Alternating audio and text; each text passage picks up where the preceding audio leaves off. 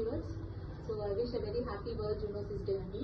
So 6th July of every year మనం zoonosis డేని celebrate చేసుకుంటాము. సో జూనోటిక్ డిసీజెస్ అంటే హ్యూమన్స్ నుంచి యానిమల్స్కి వచ్చే డిసీజెస్ కానివ్వండి, యానిమల్స్ నుంచి హ్యూమన్స్కి వచ్చే డిసీజెస్ని జూనోటిక్ డిసీజెస్ అంటాము. అందులో మెయిన్గా రేబీస్.